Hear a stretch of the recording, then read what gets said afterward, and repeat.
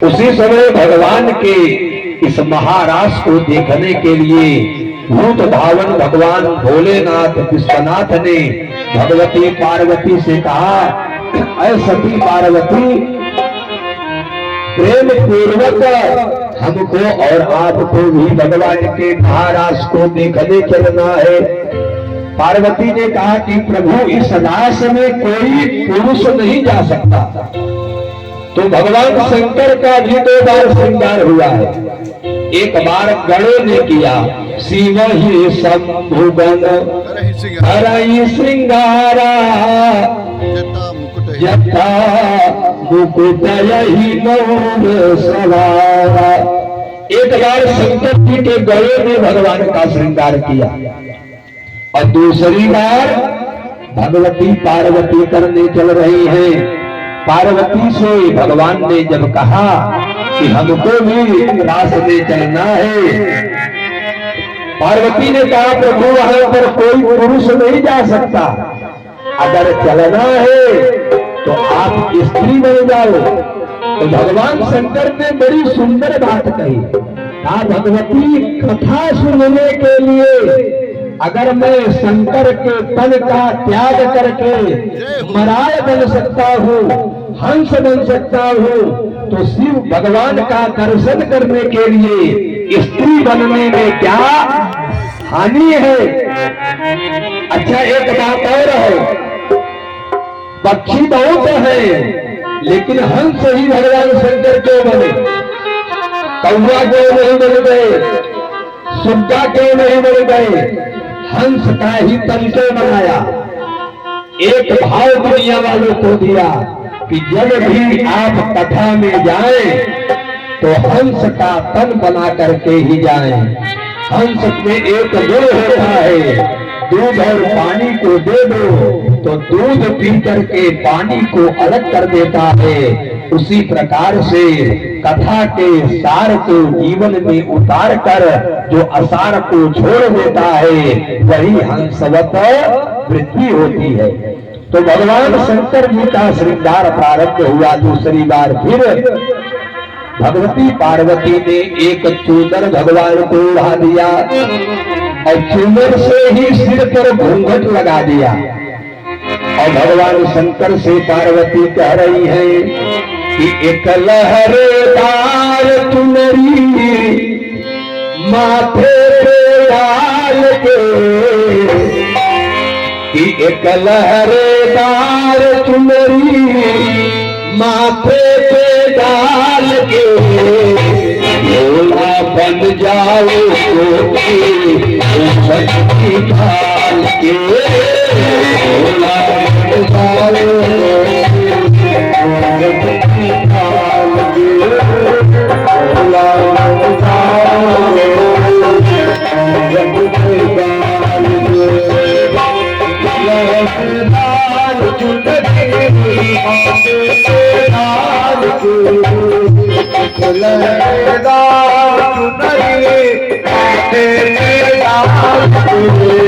भोला बन जाओ भगवती ढाल के, भोला बन जाओ भगवती ढाल के।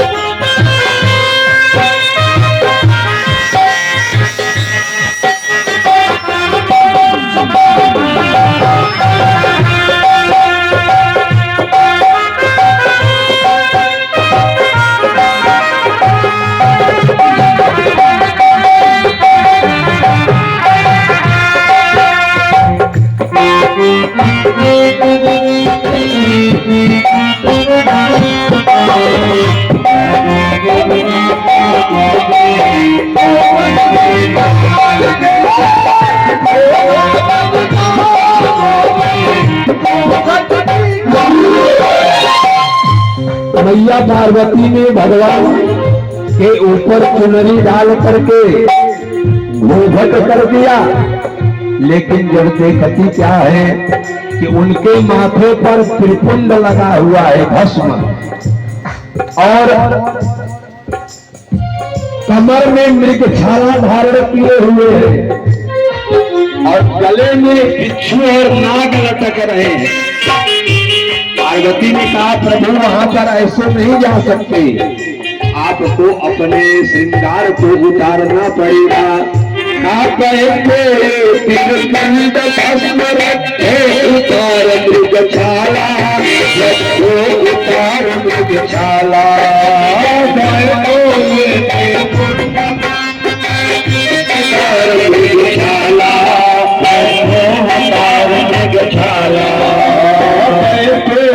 तिरकुंड भस्म रखे उतार मृगशाला, उतार मृगशाला,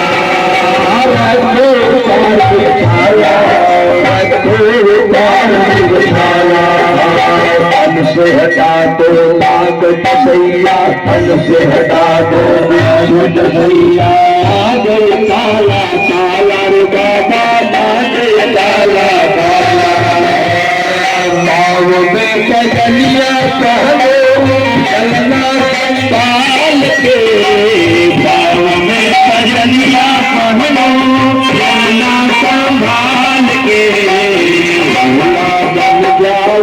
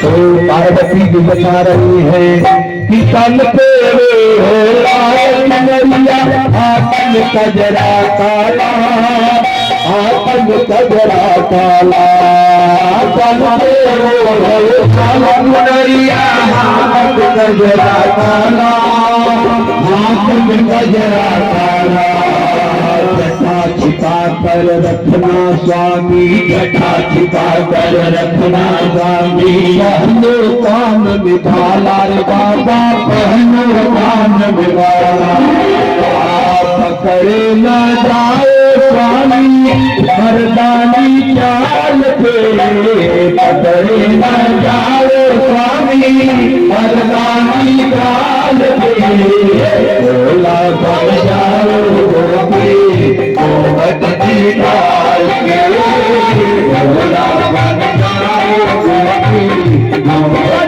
काल के, भोला बन जाओ गोपी काल के। काल के,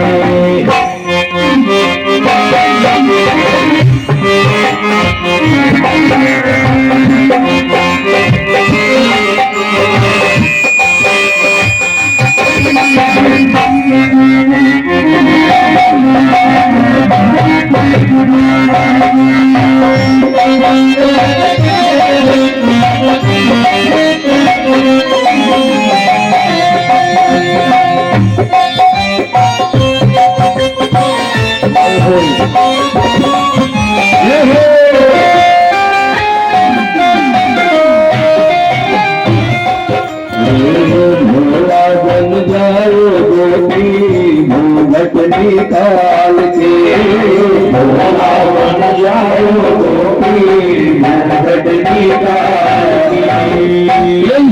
शाम समाज महाराज की भगवती पार्वती ने मित्र श्रृंगार किया, माथे पर चूनर उड़ा दिया, कान में बाला पहना दिया, आंखों में आजन लगा दिया, पांव में पैजनी पहना दिया और जटाजूट श्रृंगार कर दिया। लेकिन जो ही भगवान शंकर पहुंचे, देखते ही भगवान कृष्ण पहचान गए कि मेरे इष्ट आराध्य मुझको दर्शन देने के लिए आए हैं। और बांसुरी की तान पर इतनी मधुर धुन भगवान ने बजाई कि शंकर जी सुध बुध खो गए थे और उनके श्रृंगार अस्त व्यस्त हो गए और शिव के रूप में वहां प्रकट हो गए और नाम पड़ गया गोपेश्वर महादेव।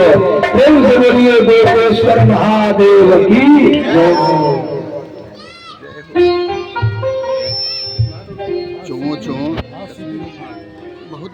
प्रेम से बोलिए गोपेश्वर महाराज की जय। और आप अगर वृंदावन में जाएं तो अगर दो दर्शन न करते हैं तो आपको वृंदावन का तो वैसे रज रज कण कण पवित्र है, पत्ते पत्ते जर्रे जर्रे से राधा का नाम आता है। लेकिन गोपेश्वर महादेव और कात्यायनी देवी का जो दर्शन कर ले उसका वृंदावन जाना सफल हो जाता है। और वृंदावन में बांके बिहारी का दर्शन तो समस्त फल को देने वाला है। इस तरह से भगवान ने महाराज की मंगल लीला को संपन्न किया। अब आज विवाह तक चलना है, इसलिए स्पर्श करते हुए शीघ्रता से आपको ले चल रहे हैं। अब इधर कंस का आतंक बढ़ रहा है। एक